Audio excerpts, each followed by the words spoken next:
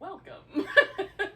This is Lunar Yoga, and we are just past the new moon here in the northern hemisphere of the world. I guess in the southern hemisphere it would be just past the full moon. I think it's opposite there. But in any case, if I've got that wrong, it's just past the new moon.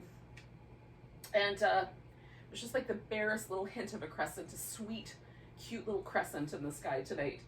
So waning moons are, a point of increase. Like as the moon moves towards full, we get a couple weeks of increasing size of the moon. Right now, we're just at the very beginning of that, but there's a kind of some of the metaphors that we might work with, or the symbology that we might work with, is kind of a fresh start, or kind of gathering energy towards starting something different or new, or trying something new. So if there's anything going on in your particular set of goals for your life, or just the way that you want to consider manifesting or moving in the world. So maybe you want to think about, okay, what are the things I want more of? Or what do I need to apply more energy to in order to pull, to get to whatever the goal is? This is a good time for that. We're kind of working on this next couple of weeks of increasing lunar shape, lunar presence in the sky. You can use those metaphors. Now, we've also just entered a new phase, and again, kind of in keeping with my decision this year with working with some of the older names for the moons, as opposed to being influenced by Western astrology. There's a couple of different names for this moon. Sometimes it's the snow moon, hunger moon. Those kind of are obvious. There's probably lots of places, especially in northern hemisphere, where this time of the year would be pretty much blanketed in snow, although this year that may or may not be true. And then this time of year for our ancestors would have been a time where there's not as much ready produce, things to, because maybe the snow cover, it's not as easy to do. Our hunter-gatherer ancestors may not have found quite as much food, and we may even find that post-holiday that we want to scale back or streamline a little bit, and maybe even engage in a kind of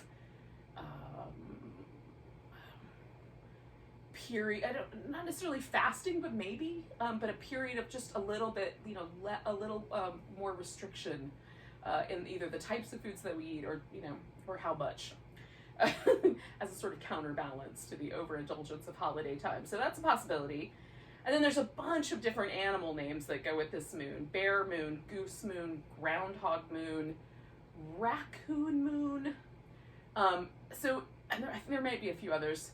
So those are the plethora. So you could pick an animal, you could pick a notion and work with those. I'm going to work with the bear moon for this time, because where I live here, this is the time of year where black bears are giving birth to their young. And so it's there's a couple of metaphors that I like there. One is that it's a local indigenous animal, right? It's a critter that lives in my local area. Well, not necessarily in my neighborhood, but but relatively close by. Hopefully not in the neighborhood. And then there's a sort of beginning of spring fertility there. This is the point where we start looking for this first little early signs of spring. And so there's that metaphor of kind of just coming to a kind of culmination of a gestation period, where new beginnings are happening. Things are kind of coming to that surface. And so you can work with those metaphors or others. There's a lot of other symbology of bears that I'll go over as we go through these next 4 weeks. But for now, having done that lecture, let's do a practice. Because it's a new moon and it's a waxing phase, it's still winter, so it's still going to be kind of chill practice. But I thought we would do a little bit more movement tonight, and then we'll kind of settle into some really nice, long, yin-y, restorative-ish poses near the end.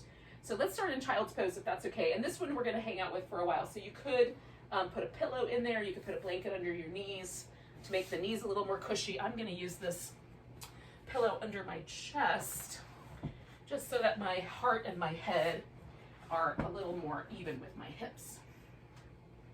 Knees a little on the wide side, toes together. And then the other thing that I love about this, it sort of feels like you're in a little den. so there's that quality to it. And I can feel the breath in my back, which normally I experience the breath more in my navel, kind of rib cage, up front area. I like the opportunity to experience movement in my back as the breath comes and goes.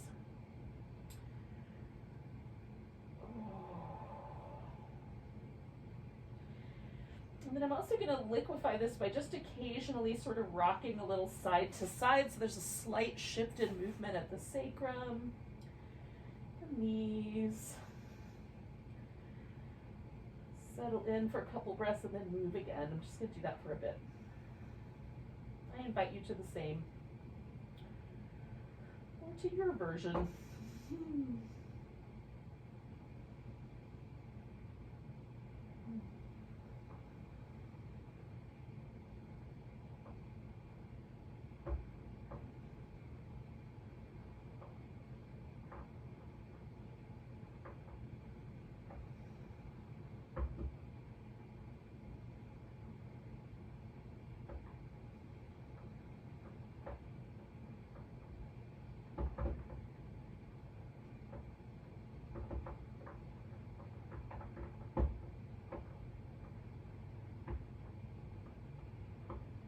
Turn my head the opposite direction. We'll stay about that same amount of time.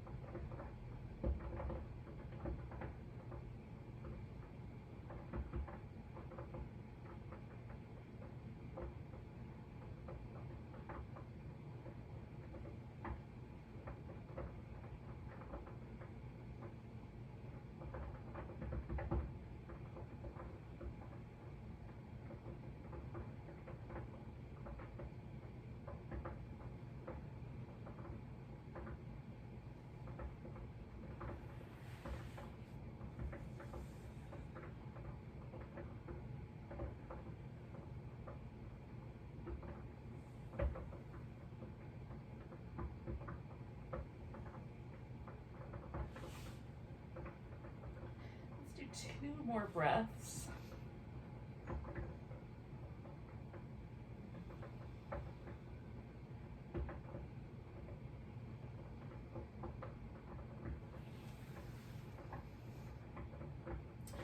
From here, I'm going to come all the way out so that I land on my belly. Now, the knees a little on the wide side, I'm just going to start with this little windshield wiper move. My foot touches down in the middle, but it may or may not, so that's not important. But that does, I'm letting my hip lift off the floor a little bit to pull that off. I like the way that feels. I'm going to kind of do that a little bit as I straighten out the legs. Once the legs are all the way straight, I'm going to just tuck my toes under and press back through my heels. And then unfurl. Now, some people may be more comfortable with the feet slightly elevated, so you might put like a little rolled up blanket under your ankles. Okay, with the hands on the floor, fingers spread out, kind of chest height, chin height, something in that neighborhood. We'll roll the shoulders.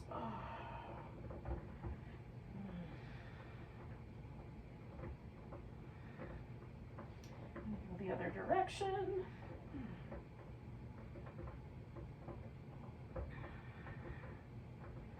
And then lift into cobra. I'm going to look over one shoulder and then the other, kind of adding a long side stretch there. Come on back. Slide my hands back a little further. Circle the shoulders. It's one of my favorite movement patterns. Both directions.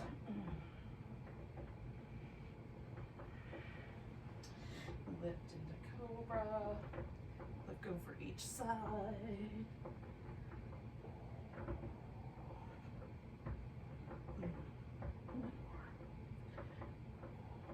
All right, coming back one more time. I'm going to slide my hands back a little more. Circle the shoulders.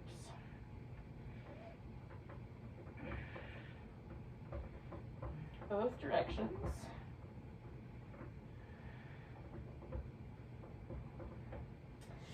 Lift into cobra. Okay, now I'm going to come back and bring my arms into this little spider leg configuration so I can move the shoulders. So I'm going to move one shoulder blade forward and the other one back, and look over that side, and then the opposite. Back and forth a few times.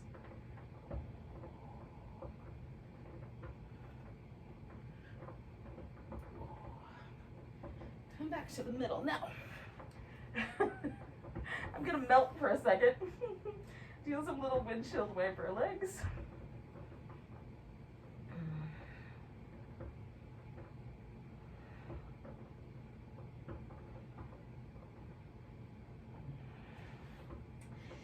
Bring that to all fours.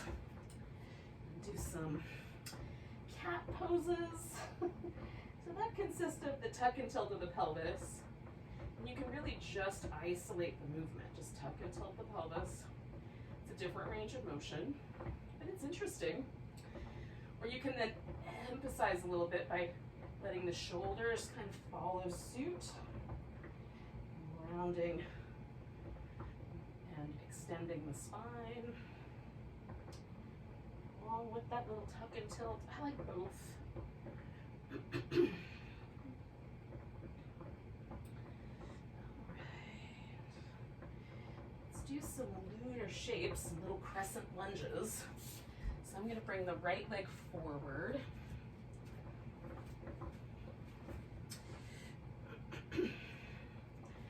Blocks because I have shorter arms. It just gives me room that I can have some support there on the floor as I kind of wobble back and forth. You can also put your hands on the floor, or you can come all the way up so that your torso is all the way upright. I'm going to get to that, but starting with basically just kind of resting on my front thigh, my rib cage anyway. I'm going to move forward and back. Now, the lunge happens as I extend the hip, right, on the leg that's behind me. And then a little hamstring stretch happens as I extend the knee on the leg in the front. So if one of those feels more interesting, you can linger with that. I'm going to do two more little movement patterns.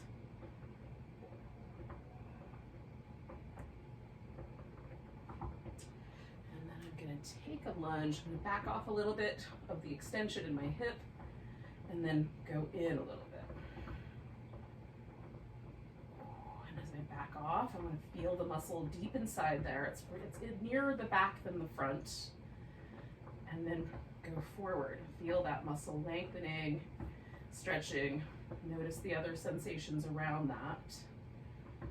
Come back and then come forward. And again, one of the reasons that we're practicing yoga every week or whenever, every day, however often you practice, is to develop sensitivity, develop that kind of fine-tuned awareness.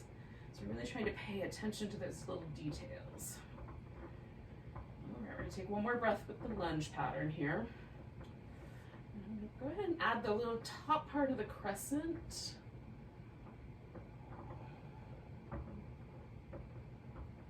And then come out of there. Send my hips back.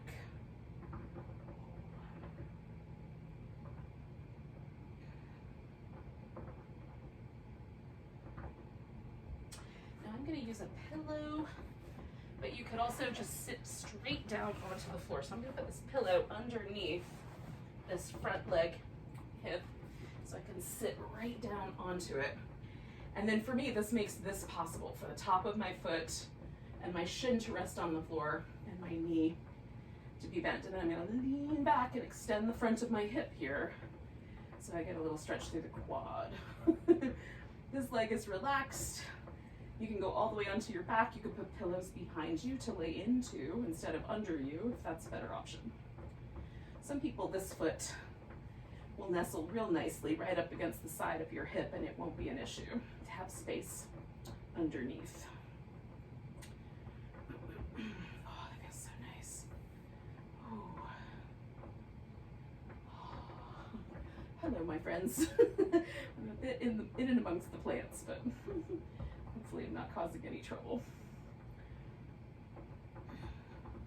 I'm going to do about 3 more breaths. I'm just hanging out with this because this is a little bit more of a precarious position for me to move around in, but you can also potentially do like a little bit of a side bend or add a little wobble to it if that seems appropriate to you.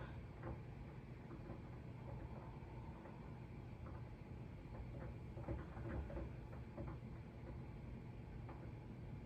right, one more breath. Now I'm gonna move a little bit forward, so shift the weight, and then I'm gonna take myself kind of off of this pillow and back to all fours. Ugh. And lean off of the side of it. Oh, that guy. Hopefully over there. I don't know if it'll stay or not, but we'll try. For some reason, that pillow is really hard to move. It's just super awkward. Alright, so now that I'm doing these little cat shapes again, I'm trying to notice if there's some differences in the way this left side feels. I just stretched a bunch of stuff on that hip out compared to the right side, which is just the hamstring kind of stretch. It's a little different. And then we'll come back to the crescent shapes with the opposite leg, left leg forward. Or whatever leg is your opposite leg. For me, left. Okay, so again, I'm going to keep my chest pretty close to my thigh. I'm going to move forward and back in a pattern that feels pretty large to me, a pretty big movement pattern. Maybe not so big to you.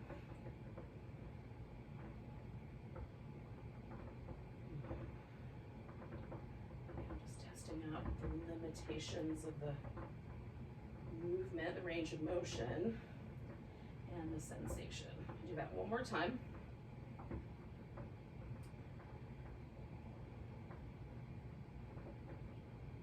I'm going to bring myself up to this, closer to the crescent moon, this higher version of the lunge. And again, I'm going to lean in so my hip extends further forward.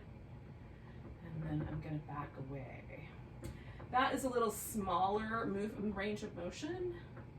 For me, it doesn't take much for me to feel the shift between those two. And again, I don't know what your range of motion is going to be like, but we're just going to, like, there's a change in sensation where you feel like that's enough. And then backing it off so it's way more subtle.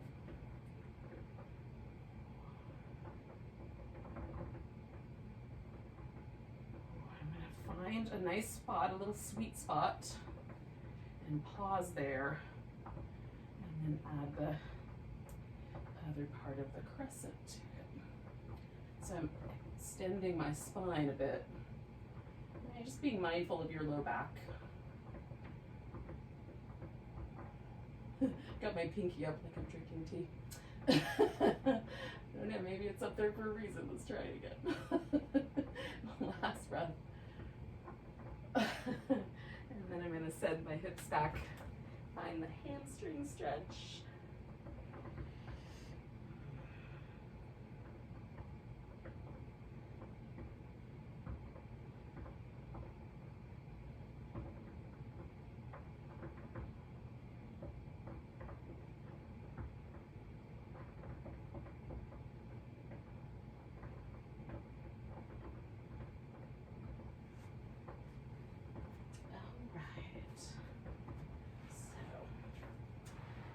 Back to the little pillow on this side.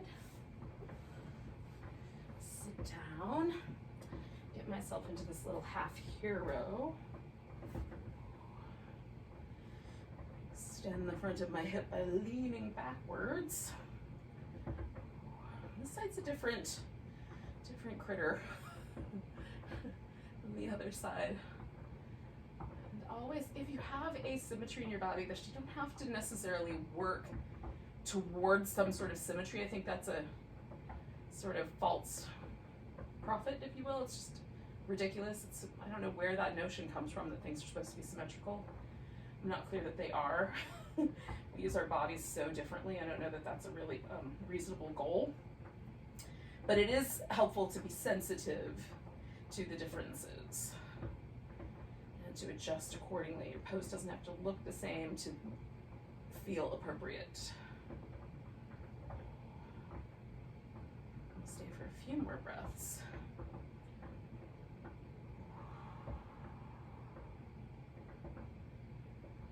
There's a point where I sort of enter a really lovely sweet spot with almost any yoga pose. There's just this, I don't know exactly how to explain it, but feels a little bit like easing the seat back in the car. Right? Just kind of, So I just hit that spot. So if you haven't hit that spot yet, you could stay longer, or maybe tonight's not going to be the night for that spot. So, come out when you feel ready. But I'm going to take 2 more breaths. And again, I'm going to kind of slide myself forward. Lean a little bit over to the side, and eventually transfer myself to all fours. Try to move this giant heavy pillow out of the way. Oh, okay, a couple more rounds of cat while I've got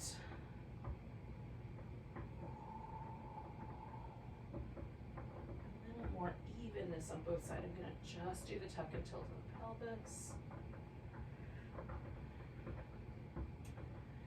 Isolating that movement is really interesting.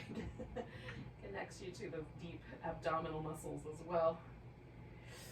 All right, so I'm going to take a downward dog. I don't plan to spend a ton of time there, but I am going to spend a little time there. And I'm definitely using it as a transition zone to get onto my feet. So, if you want to stay longer, stay a little longer, and then we'll join up together in a bit. If you are not a downward dog fan, just get onto your feet any way you like, and we'll join up there. Let me keep my knees bent to start with and try to lengthen through the shoulder. And then I'm going to send my heels one at a time toward the floor as I straighten out a little more. There's some sensitivity there because I've done several yoga classes today already. So I'm going to take my feet out wide and come to a little bit of a squat, and then put the weight back into my arms. And then a little bit of a squat, kind of shifting the weight back into my feet a bit more. And then a little more into the arms. And do that twice more.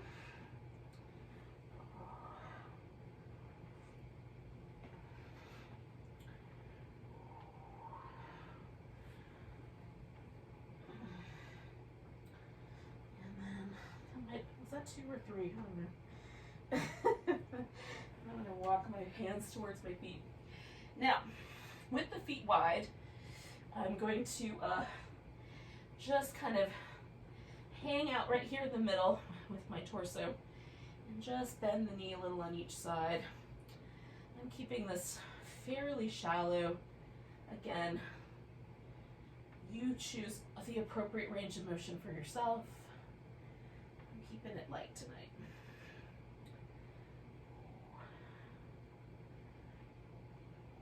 Now, we come to the middle, lift up about halfway. So get a little closer to level. And then I'm going to bend one knee, in this case my left knee, and swing my torso over here. Now, I can put my hands on the ground, but if that's not the case, then some blocks might be your friend. So you can bend this knee an appropriate amount. There's a lot of distance here between your torso and your thigh. The blocks will give you somewhere to land, okay? So choose appropriately. So I'm gonna bend that knee quite a lot, and then straighten it out and bend the other knee, still laying over this leg. And this is a little different sensation than when my torso hangs out in the center. Sort of the same movement pattern in the legs, but definitely different level of stretch. All right, come into the middle, coming up about halfway.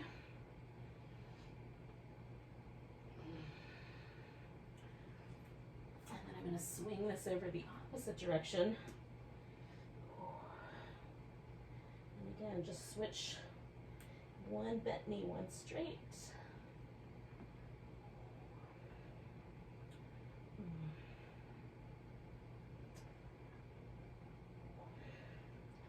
And maybe the bend of the knee is just barely perceptible, because that is super spicy.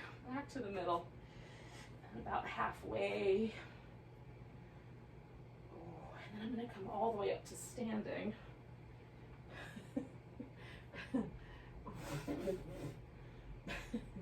Get the wardrobe malfunctions corrected and hair out of my face. Oh. And then find a mountain pose that you can hang out with. I'm going to turn this way. Oh. So some people do mountain pose with the shoulders kind of jacked back. And I understand the impetus for that, because a lot of us might have jobs where the shoulder kind of falls forward, but if your shoulders don't round forward, then I'm not clear that we need that hyper rotation. See if the shoulder will find a balanced place. Notice the muscles here along the front. So there's a muscle that goes from here to there. It's kind of a big triangle muscle up to the jaw.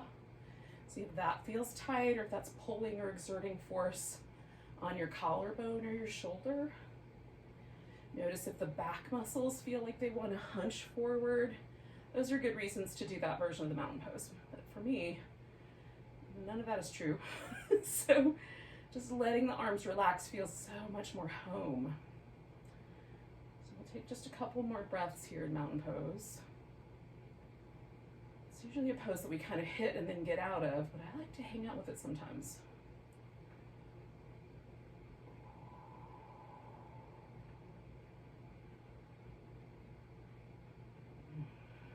One more breath.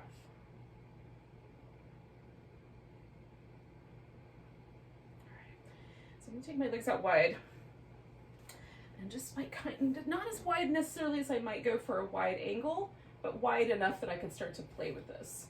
So I'm going to turn and come into a half moon balance in one direction, doesn't matter which one. I might use furniture to get myself settled, or the wall, or just try to balance.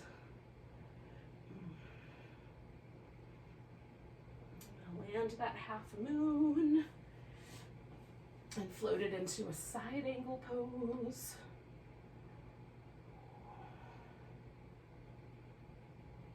So this is all one long line. Then I'm going to turn it into a triangle, so I'm going to break this line, so there's two of them.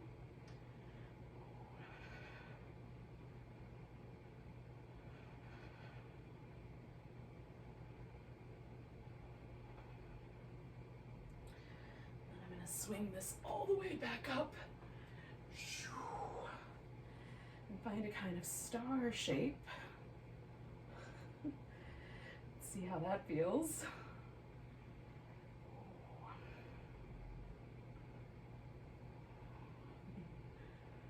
Am I receiving or giving tonight? What's the right answer?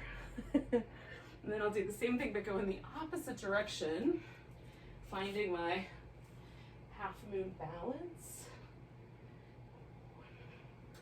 Maybe I'm off your screen. Hang on, let me find my way back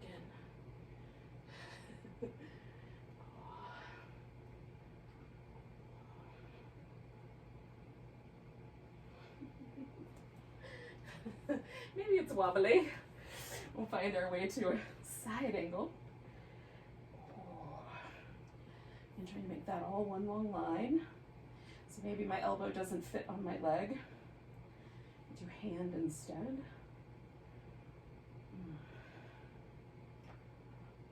then I'm going to take it to a triangle. So now I've got 1, 2 angles, right?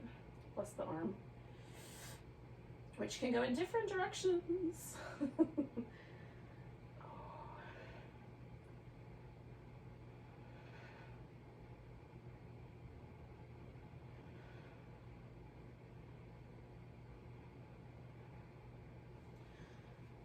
Take that all the way back up to my little star shape.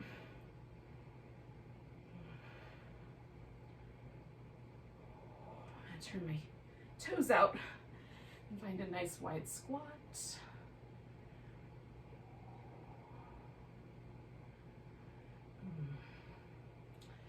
And then end that back in one of my favorite poses. Wide angle forward bend. Toes can be turned out or you can turn them in a little. See if your hips have a preference, your knees.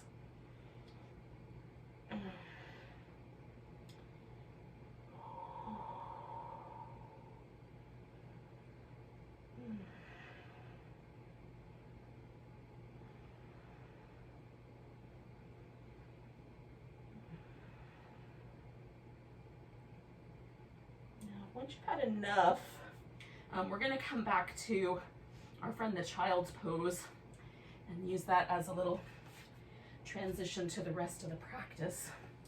So I'm going to bring myself all the way back around to downward dog. I'm going to take a little sphinx.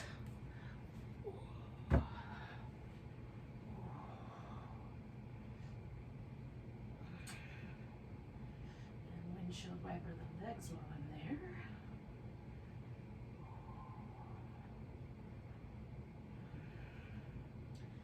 That's feeling nice. Might hang out there or come back to it in a second. Because first, I'm going to head back into my friend the child's pose here. Or maybe it's a friend. I hope it's a friend.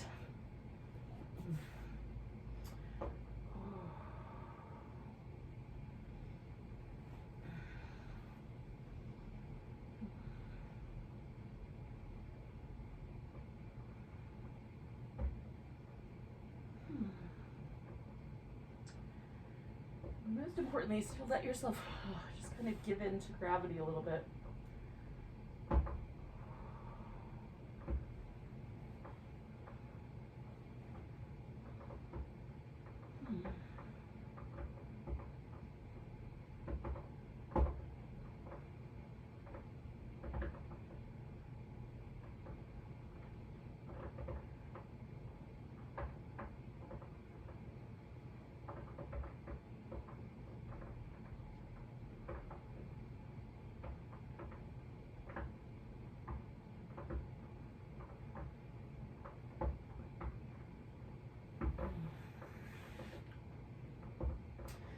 We're going to bring ourselves to a seat. Still not sure I'm totally done with that pose, but I'll come back. If I determine I'm not done, I'll come back. All right, so I'm gonna do just a simple cross-legged position. I say simple, it doesn't necessarily mean that it's easy. So if it's helpful to sit up on the edge of a cushion, do that.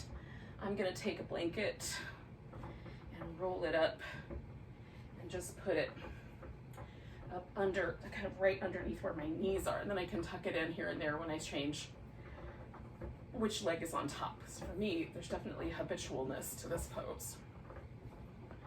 One side is super easy and the other side a little less so.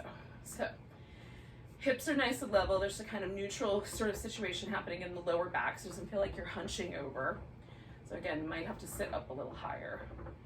And then we're gonna rotate toward whatever leg is in front or on top. And I'm not gonna jerk myself around. I'm just gonna see, like, where does my arm naturally wanna land? I'm gonna try to keep my lower back really gently rotational, if at all. Hips both even on the floor, so I'm not leaning the hip at all. And then my rib cage is doing the spinning, and my head can turn either direction, so I'm gonna do a little bit of both. And then I'm gonna play with the shoulders. So this shoulder that's kind of behind me, I'm turning toward, I'm gonna draw that shoulder back and into my back. So in and down. This shoulder that's closer to the feet, I'm gonna draw that shoulder out.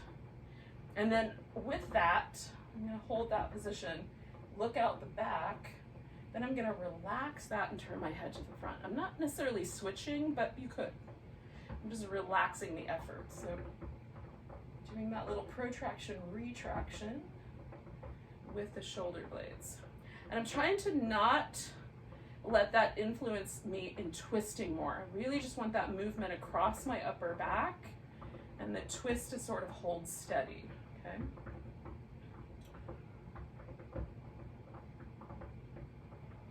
So again, it's a subtle movement pattern, but oh, it feels good. It feels so good. Oh, especially to carry tension in your upper back. Oh. One more. All right, I'm gonna release the twist. Ooh, and I'm still, like, it still feels like, I still feel like I want to twist there. So in a second, as the fluid in my spine redistributes itself, like now, and that becomes less so, then I'm gonna do this next part. So I'm gonna pick up this leg. I'm gonna start with just grabbing underneath the knee and lifting it, and then spin this foot around while I'm here. I'm leaning back a little bit for this, so I have plenty of room to get my foot off the floor. Okay, I'm gonna point and flex.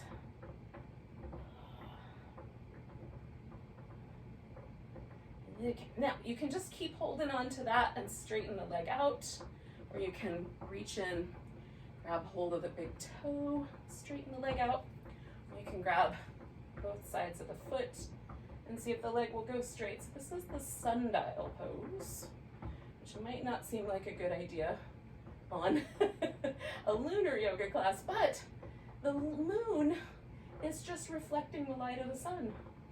And so we tell time both through the light of the sun and the reflection of the light of the sun. So I think it works. We'll call it moon dial pose for tonight, because I like that. I'm gonna pull this in, like I'm gonna try to touch it to my ear like a telephone, and then I'm gonna go back to that. And this is the archer pose, which is a movement pattern. It's not particularly favorable at this juncture in yoga history, but at one point it was important enough to stick in a book. Talk about it.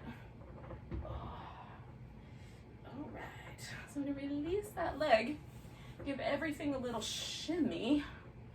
Spine, ribs, legs. See if I can feel a difference between my two legs, two hips, the way my back feels, all those things. And then I'm coming back to my cross-legged position now with the opposite leg in front. And again, this for me is not my habitual way of sitting, so it does require a little bit of extra support. And I want to find, am I sitting so that I am upright without a ton of effort? And then I'm gonna twist. Again, keeping my hips nice and steady. Just a simple, real open twist. And then I'm gonna play with this upper back. So this shoulder is gonna protract out. This shoulder is gonna retract in and pull down just a little bit. As I look out the back, I'm just gonna soften my upper back and look to the front. Move the shoulder blades, look into the back. So my ribs aren't moving too much, but the muscles around them are.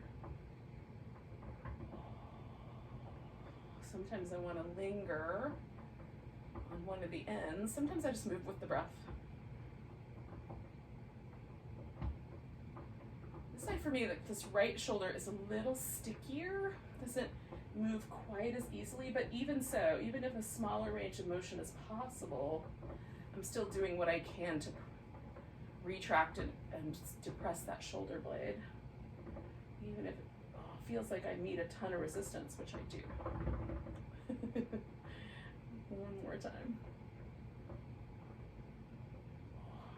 I'm gonna hold for just a second, try to work through that resistance a little bit. And then come out of there. I still have scar tissue in my shoulder from an old injury years and years and years ago. Our bodies are the sum total of all of the crazy nonsense we've done to them, or it's been visited upon us by no fault of our own. It's the fact that we're living a human life. All right, we're gonna pick this leg up when you're ready. Spin that foot.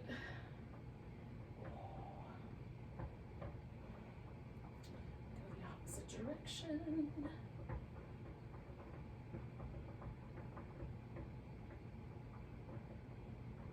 Point and flex a bit.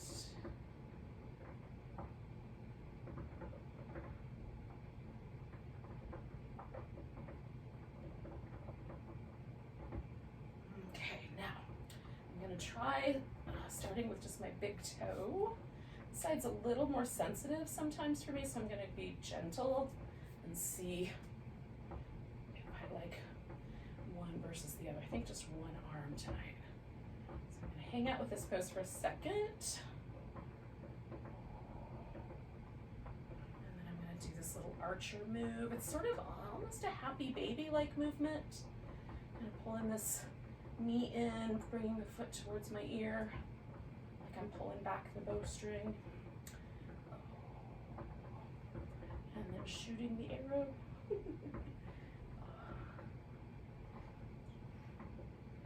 Okay, one more breath. And then I'm going to release my little lunar bow shape. Pause for a moment. And then start a wiggle pattern that feels nice. The wiggling is important for distributing fluid and getting some movement going in the layers of fascia between the skin and the fascia and the muscle and the skin. Build some hydration in between those layers. Hopefully we get really good and juicy feeling. All right. Now, we're going to settle into a pose for a little bit. At the first one, it's going to be a butterfly. I'm going to do the butterfly as a reclining pose. You could also do a forward bend if that feels nice. Now, forward bending is a little tricky if you have either a degenerative disc situation happening in your lower back, or you have osteoporosis or bone loss, even just a little bit of bone loss in the lower spine can be tricky. So if that's the case, folding the hip forward but not rounding the back is one strategy for working with that. Another strategy is to not do that at all and either sit up or do what I'm going to do, which is a reclining version. So I'm going to build a little ramp, essentially. And the way it kind of works is it's easy to rest, for some of us, completely on the floor, or at about a 45-degree angle. The territory in between can be a little tricky. So we're going to try to get to either all the way down or about 45 degrees. So I'm not getting out a protractor. I'm just going to try to eyeball that. Let's see.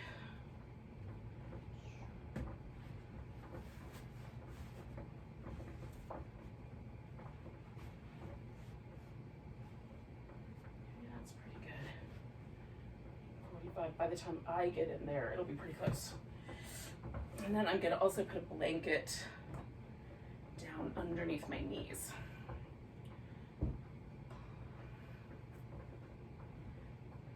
Use a fluffier one.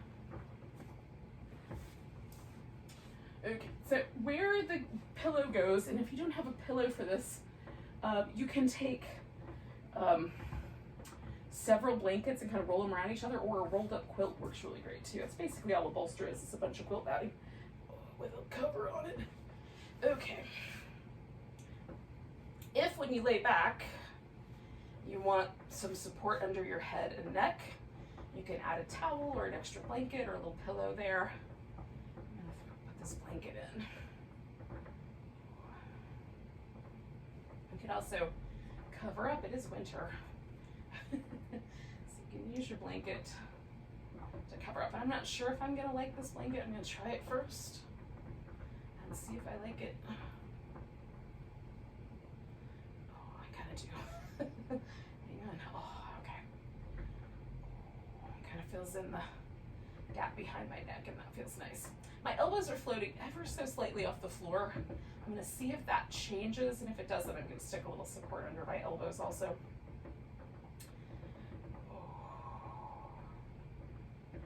Sometimes that's just a matter of this unwinding around my chest, and sometimes it's because I have short arms. It's never gonna make their way to the ground. They're always there, actually. They're getting heavier as I go.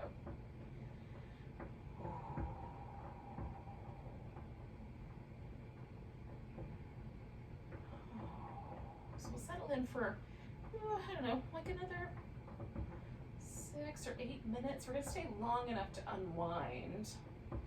So if you're questioning your choices, you can definitely make changes now.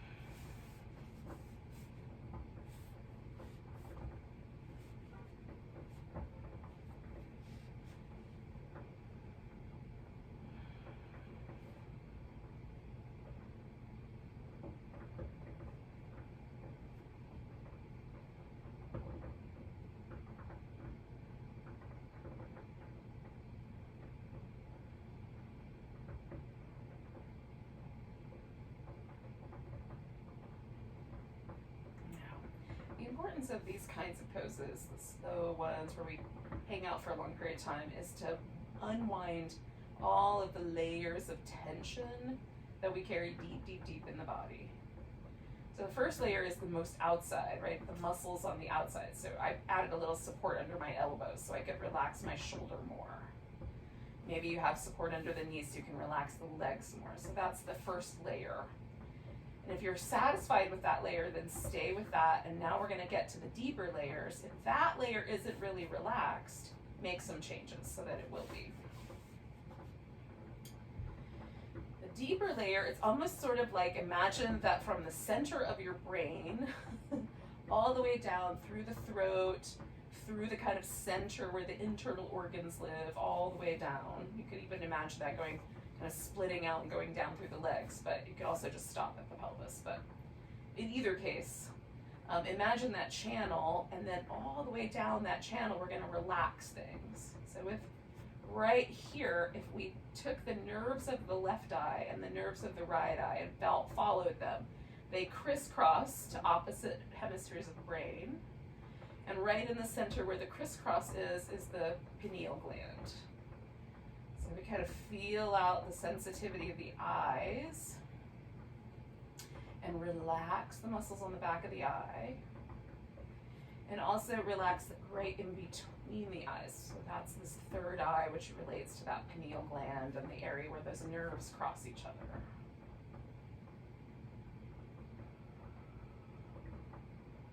Imagine almost like sort of gentle clearing or softening of a mirrored surface there. Like a little window that you can look out of.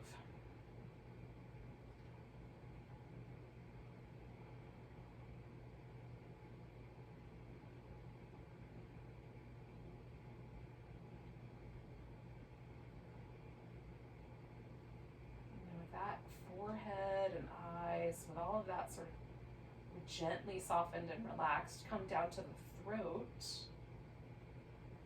back of the tongue, the up soft palate, kind of right at the back of the palate there. Soften all of those muscles, including the jaw. The teeth get a little further apart, just a notch. Soften the outer surface of the lips.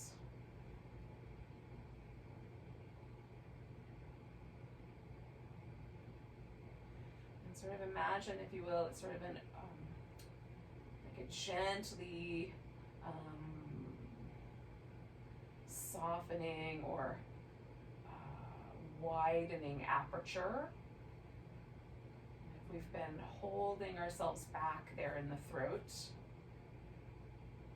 and expressing ourselves, maybe that gentle softening allows for a little more expression.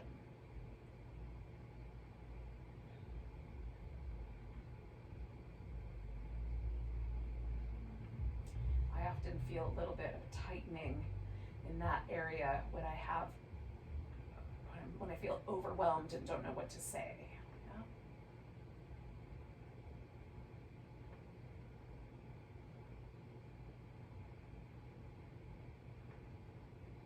With the throat soft and the lips really fluffy, travel down through the heart center, kind of feeling all the muscles around the heart, the lungs, the rib cage, kind of beautiful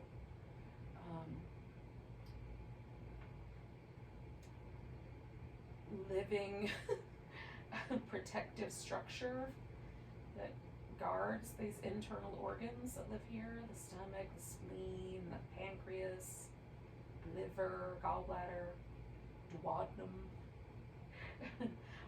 There's all kinds of lovely little organs in this beautiful slightly crystalline structure of the ribs. And as the breath comes, can we feel the ribs kind of soften and give into the breath a little bit? So we make more space, almost like a nest, for the heart and lungs and these other internal organs to gently rest in.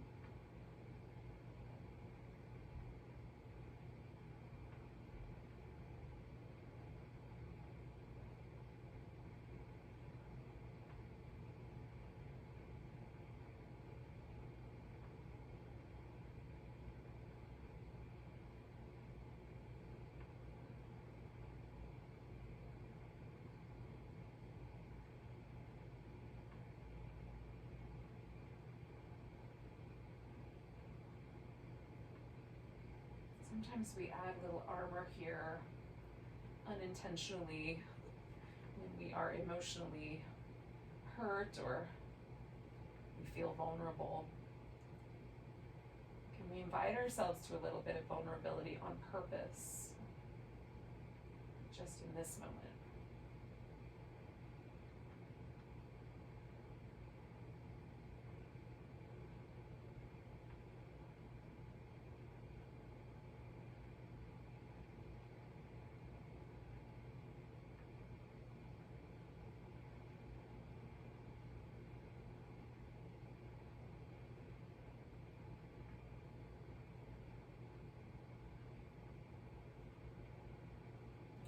Keep going, travel down through the abdomen, through the hips.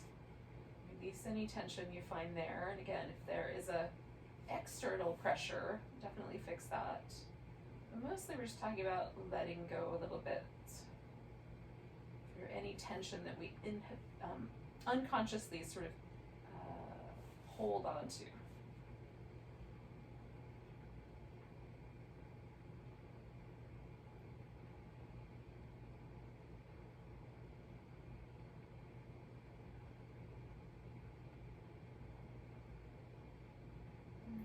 couple more minutes.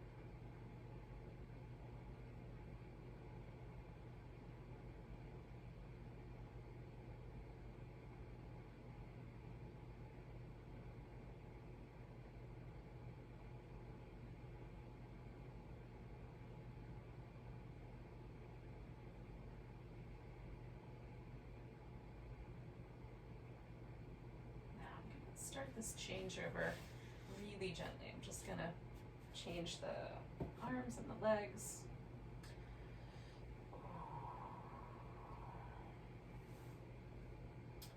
If you were doing a folding forward version, gently unwind that forward bend, and then maybe change the arms and legs. Maybe start with the spine in that case.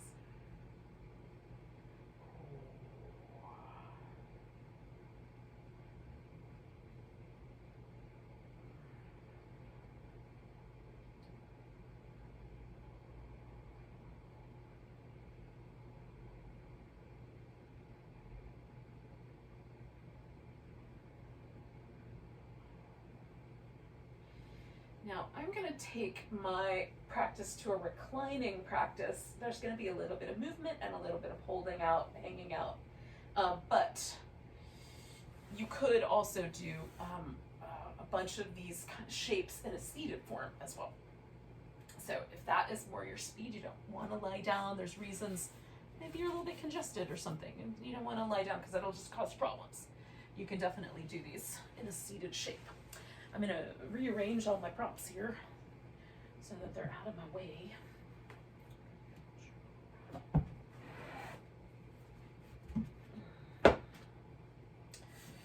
then I'm going to recline. Now, I'm going to use a strap for my practice tonight. You don't have to use one of those. You can just hold on to your pants leg. The strap does make it easier, or like a towel, something that you can use to lasso your foot. So I'm starting with just enjoying the fact that I have changed shapes, I've changed positions. There was this little opening that was happening around my ribs that is now softening and moving through my upper back. So I'm just rocking back and forth, enjoying that.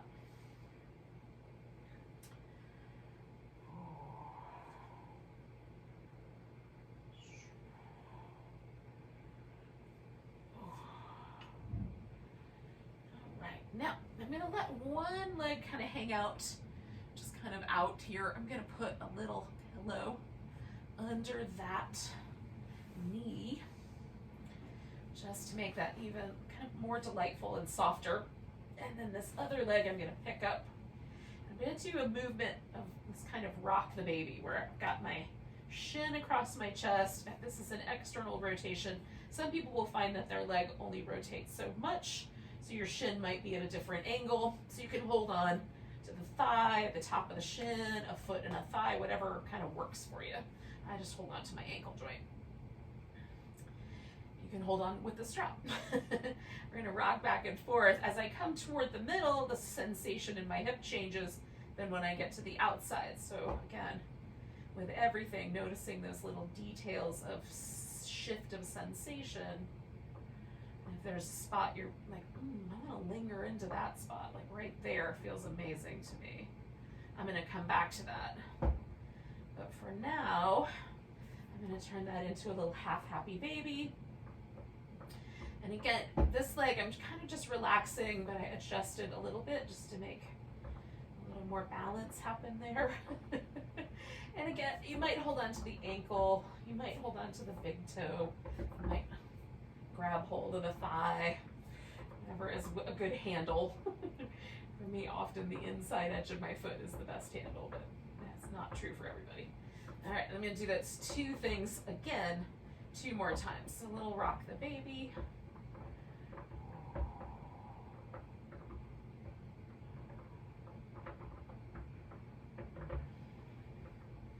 And a little happy baby, just half a happy baby.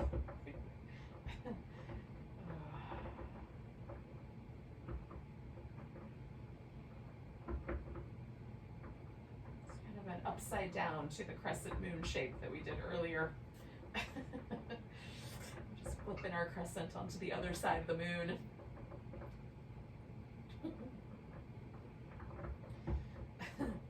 We should explore both sides of the moon, I suggest. All right.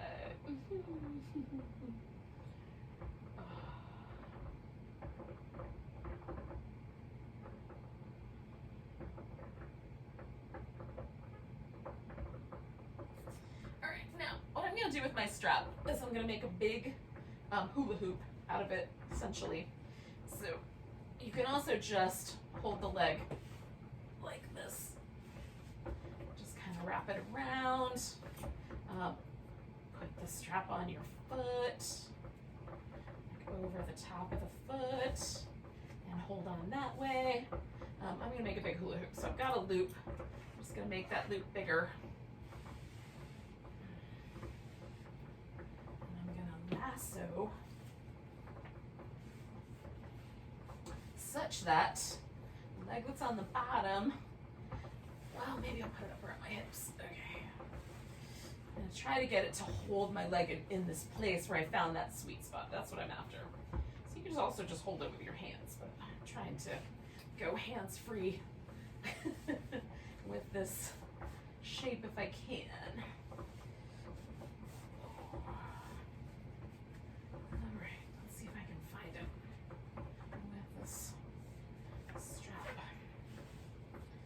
Change my mind. It's feeling more complicated than it has in past endeavors of this ilk.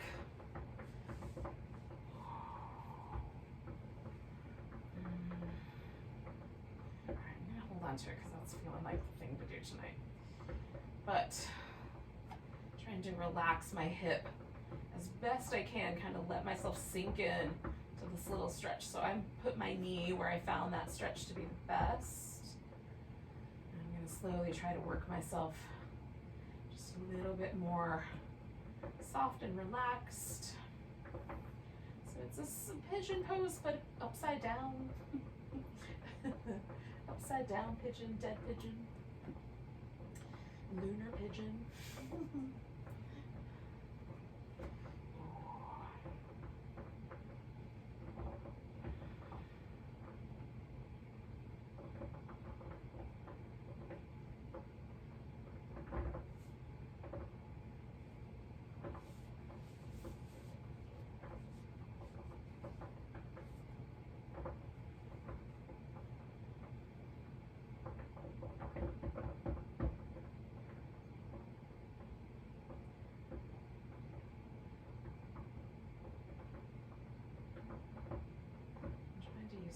out to my advantage, so I can kind of lean into it, gently pull against it, my side waist. Stay for another, like, I don't know, 3 breaths or so.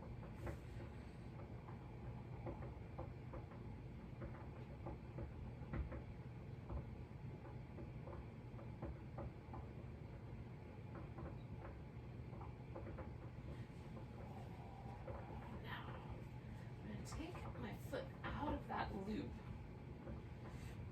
Make the loop a little bit bigger.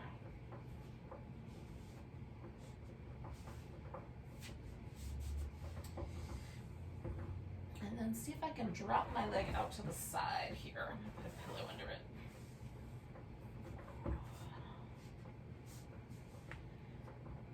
So my ribs, you can move it down towards my hips too, but in this case the ribs felt better. Are kind of holding on, and then I'm just able to press into the ring of the strap. You can also just loop your foot and hold it with your hand. If your strap's not long enough or just is kind of awkward and weird. Sometimes things I've done in the past don't always work out on the same night, and I'm having one of those nights, but this one's working out pretty good.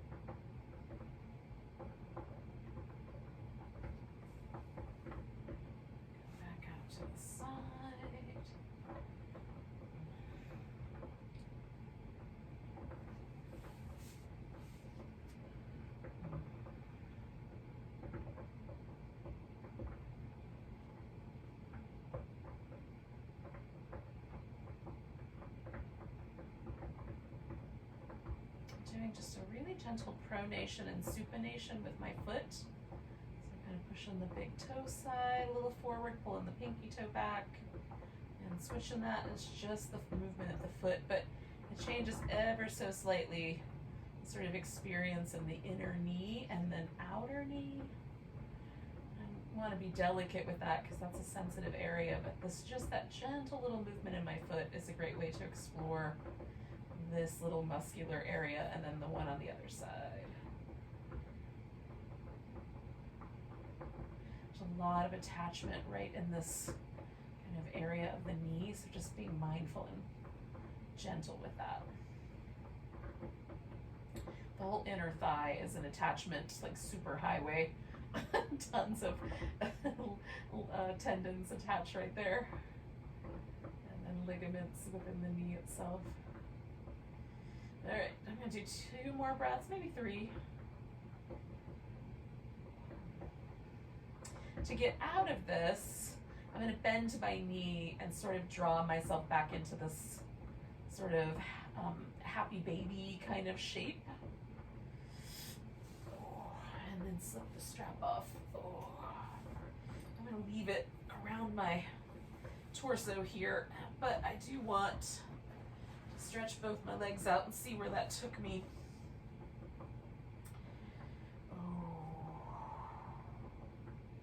I like the feeling of one side having been done and the other side hasn't been done yet. It's just such an interesting contrast in the sensation there. Alright, I'm going to need this in a little bit, but for now, this leg that I just did is going to become the leg that has the pillow under it. It's just allowed to relax, and I'm going to do the little rock the baby. Half happy baby on this side. Now my furniture is going to be in the way a little bit, but it may not be a problem. I might reorganize myself when I get to that out to the side version of the pose.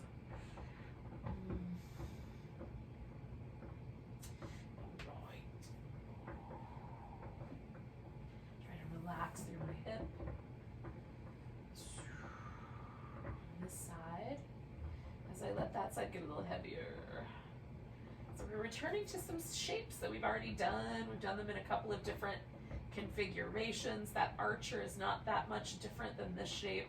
It's not really that different than a lunge, except that we're oriented to gravity a lot different.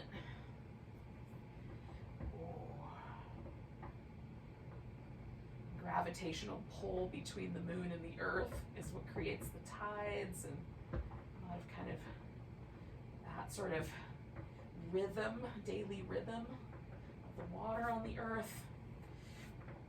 Maybe we feel a daily rhythm in the water within our own bodies.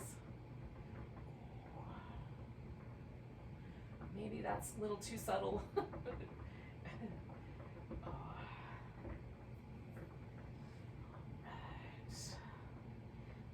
This guy, and then I'm going to get myself into that kind of position where I'm going to find a little sweet spot on this outer hip. So this one is a little different than the other one. Like my knee for the right side really kind of needs to be closer to the midline, whereas this side, I find the sweet spot a little bit further out, and then anywhere in between feels a little too spicy on my knee. So we definitely are not trying to cause trouble for knee joints. Okay, I'm gonna see if I can find a place where I can sort of relax into the circle of the strap. Got the strap going the wrong way. And that sweet spot.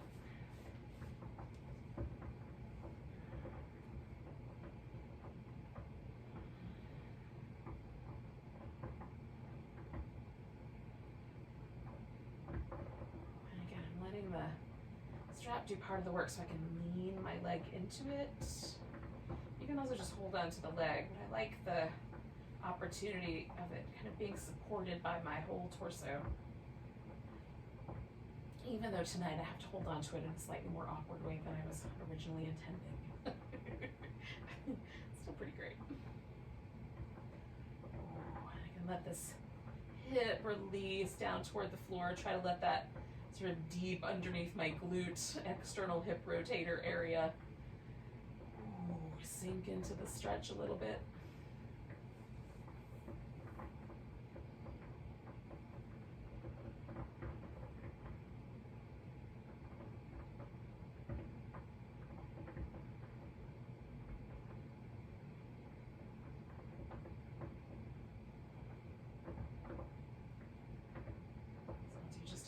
Breaths, 3 probably here, maybe, is that a few? That's a few.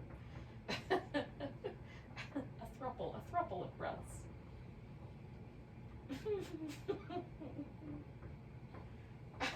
I'll make my loop a little bigger here.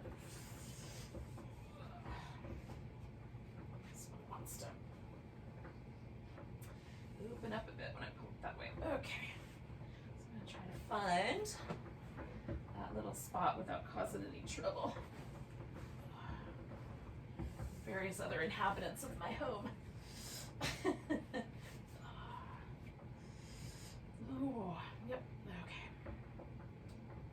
So again, I'm liking the kind of sense of how my torso, my leg, and the strap are working together to create some interesting sensation and resistance. I can kind of lean my rib cage into the strap. Play with this little kind of alternating pronation and supination, and also relax.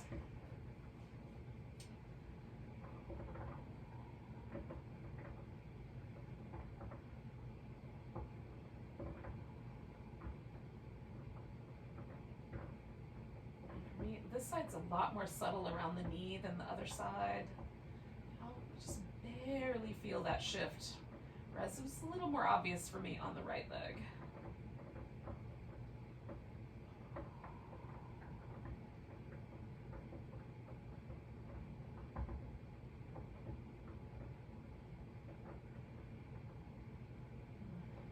And we'll stay for about 3 breaths.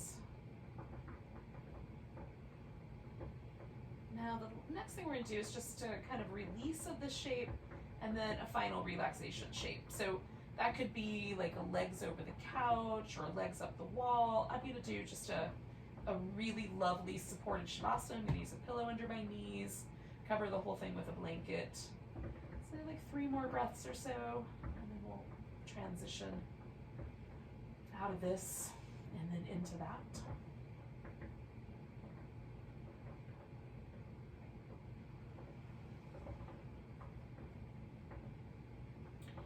I'm going to bend my knee, kind of draw it back in, release. Oh. Give myself a little movement.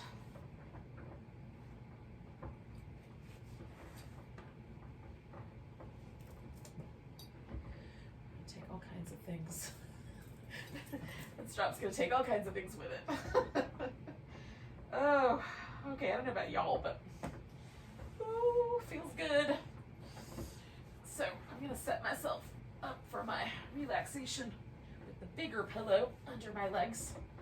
As long as your heels touch the ground, that should work out just fine. If your heels are off the floor, that can be a little unsettling to the nervous system, so you might either put more support under the feet or less support under the legs.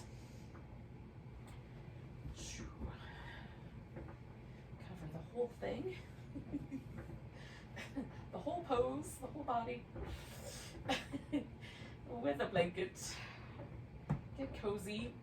Broaden up the upper back a little bit so the upper back is nice and wide, shoulder blades are out. It might mean that the arms have to find a comfy place. Sometimes I like having my arm rest kind of slightly on the pinky finger side, and sometimes rotating more so like my hand lays more on the back of the hand. Feels nice, so you can experiment there. Does it feel better to do that rotation in the arm bone, or is it the internal rotation of the arm bone a little more comfortable? Relax all through the face, down through the inner body.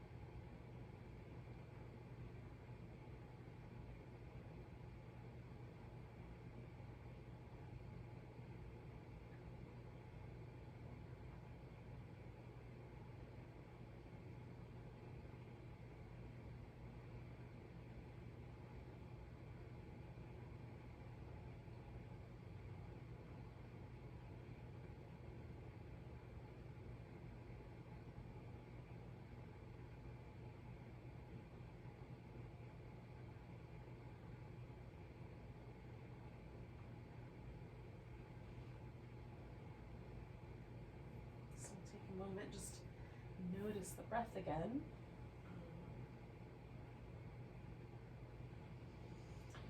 You might start some little movement like fingers and toes or little wrist and ankles.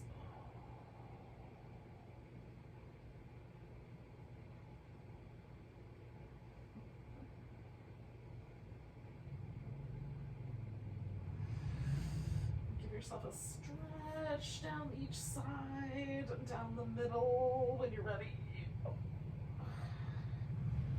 I'm gonna kind of cuddle up into a ball on my side for a couple breaths before I sit all the way up. You can get there however you get there.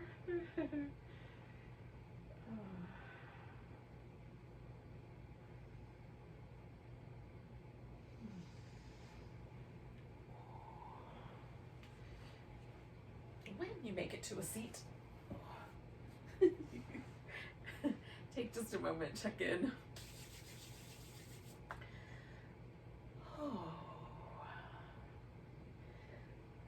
So thanks for joining me on this waxing crescent moon. Do a little yoga together. Take a nice big breath.